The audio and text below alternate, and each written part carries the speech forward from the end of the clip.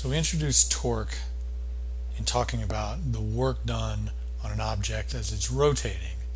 What we want to come back in this video and do is be explicit about how torque is defined and what we need to do to calculate it. For starters, in terms of thinking about what is torque, let's say that I've got a long thin rod.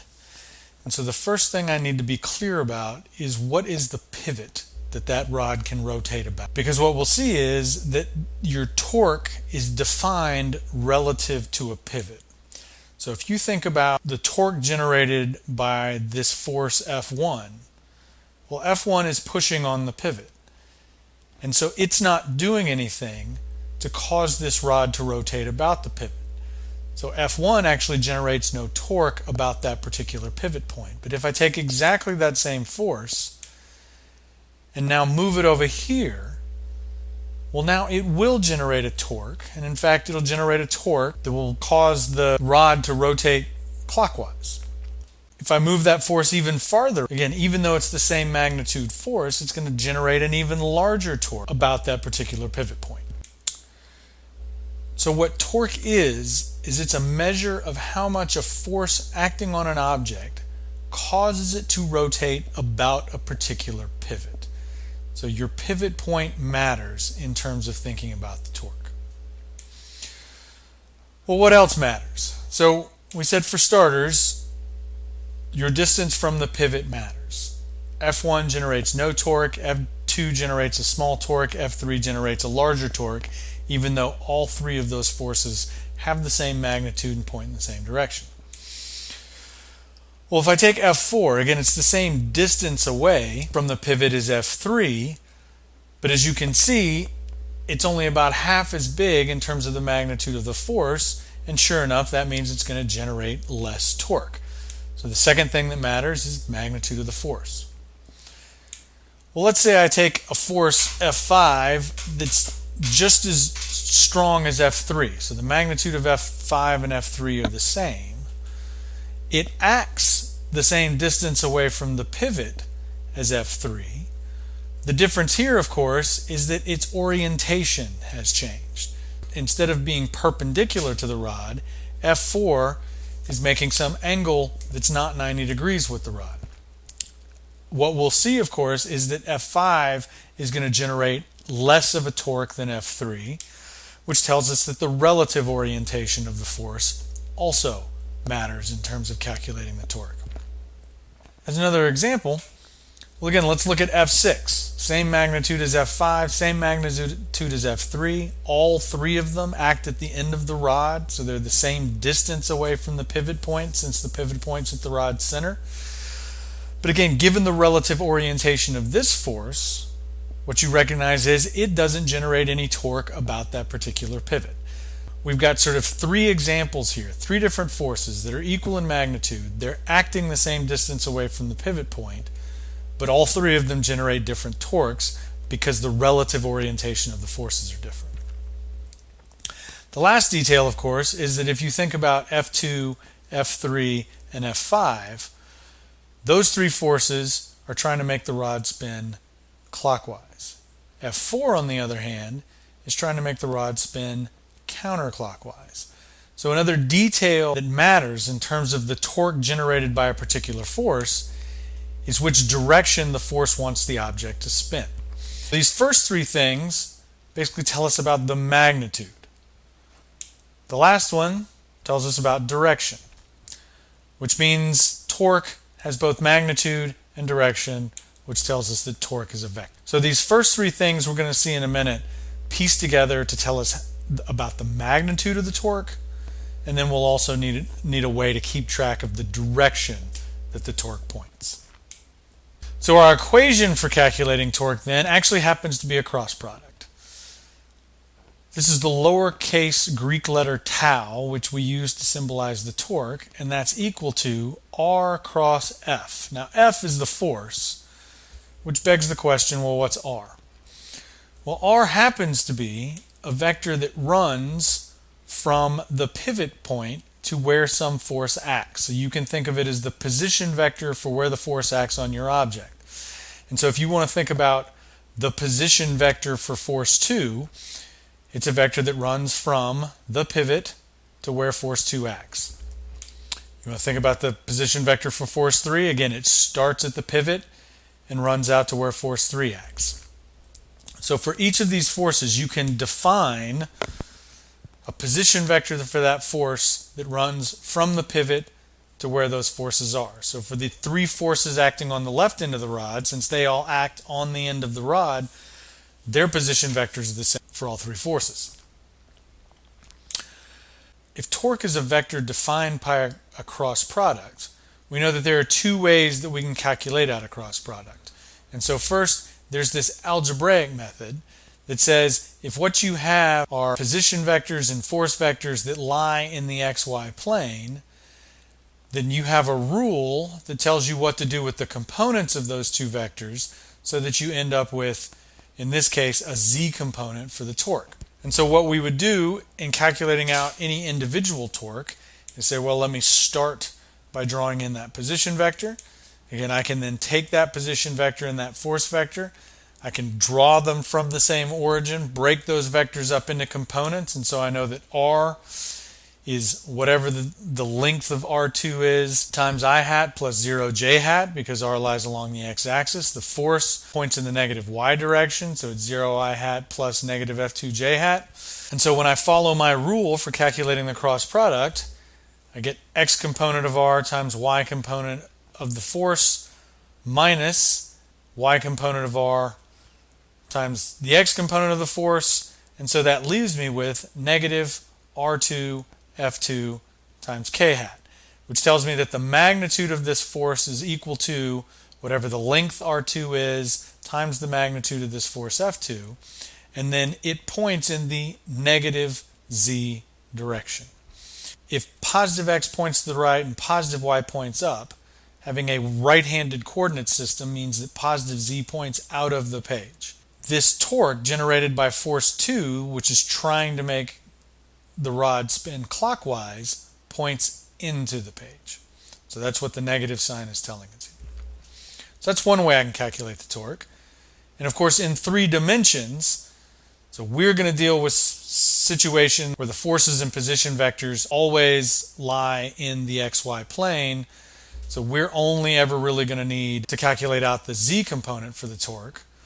But of course, we know what the rule is to calculate the torque algebraically if you have both x, y, and z components for the position vector and the force vector.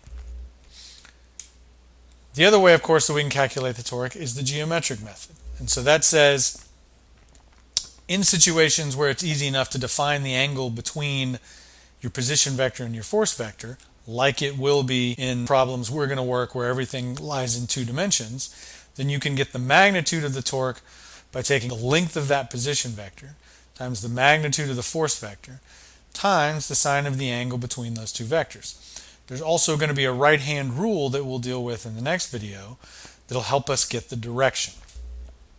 So again, I'm going to start in the same place. I'm going to draw in that position vector on my object, and then I'll redraw those 2 vectors from the same origin so I can see what the angle between them is. And so in this case, I don't need to go to that extra step of picking a coordinate system and breaking those vectors up into components. Instead, I can simply take the magnitude of that position vector times the magnitude of the force vector times the sine of the angle between them. And again, what you notice is in this case, because the angle between them is 90 degrees, sine of 90 degrees is 1, which tells us that the magnitude of the torque generated by force 2 about this particular pivot point is just r2 times f2, which is exactly what we got algebraically. Now, the algebraic method gave us the additional detail of this direction is in the negative z direction. We'll get that from a right-hand rule if we're going to use the geometric method. We can play the same game for any other force. Let's say I want to deal with the torque generated by force 5 about this pivot. Start by drawing in r5, redraw those 2 vectors from the same origin. Again, that lets me see that in this case, the angle between those vectors that I've labeled phi 5 is equal to the angle that I've labeled theta that this 5th force makes the rod. And so going through, the magnitude of the torque generated by force 5 about the pivot is equal to the length of that position vector times the magnitude of the force vector times the sine of the angle between them. The length of that position vector is half the length of the rod times whatever force 5 is times the sine of, in this case, the angle we're given in the initial picture, theta. So I can use this equation to calculate out any individual torque.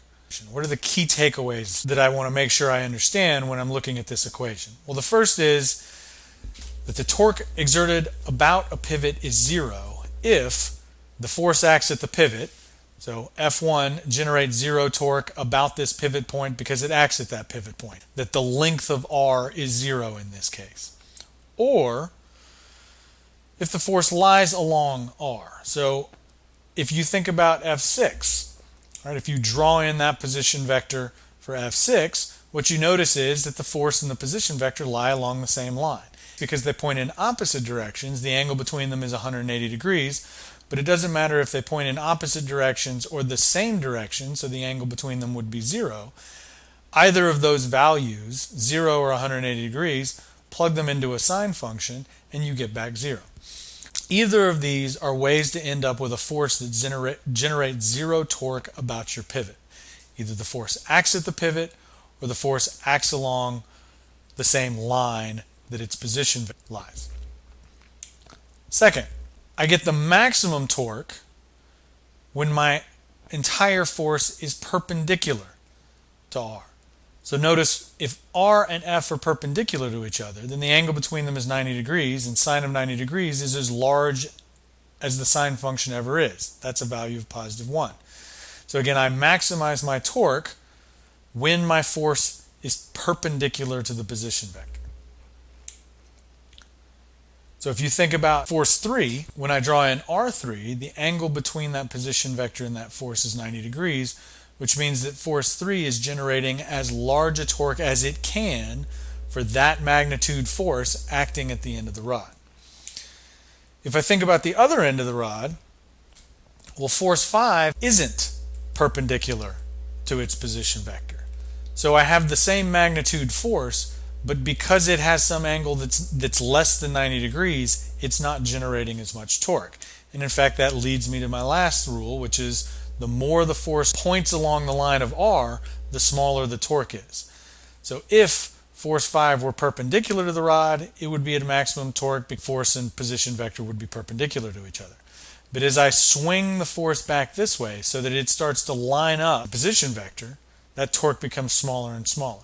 And again, if I swing it the other way, same thing happens, and in fact you can see that that's what's happened with force 6, is you've swung that force all the way around until again the force and position vector lie along the same line.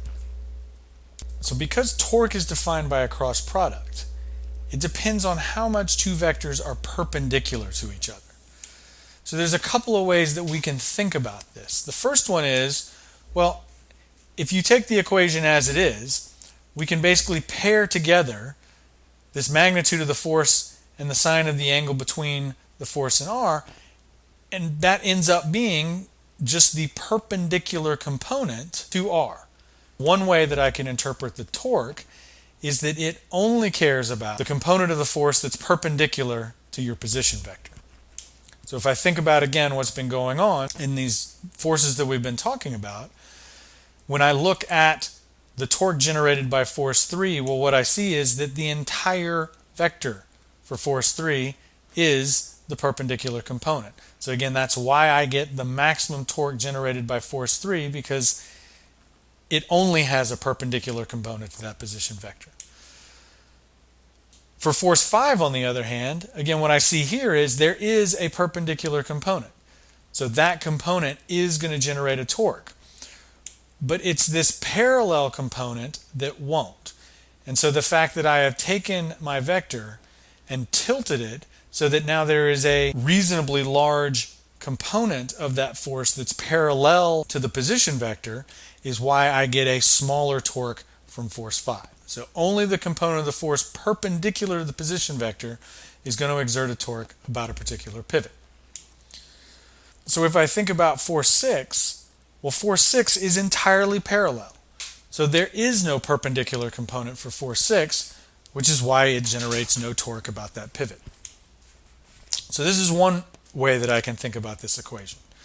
The other interpretation is if I flip the F and the R, and now I put together the R with the sine phi term, that defines a distance that we can call the moment arm or the lever arm. It's the perpendicular distance between the line of action and the pivot. We can calculate the magnitude of the torque by saying I want the magnitude of the force times the moment arm. That's going to tell me what the torque is. And so again, coming back to our picture, the moment arm is defined relative to the line of action. So what's the line of action? Well, it's the line that the force lies along. So if I think about force 1, its line of action runs through the pivot, which means that there is no moment arm. There is no perpendicular distance from the pivot to the line of action because the line of action runs through the pivot.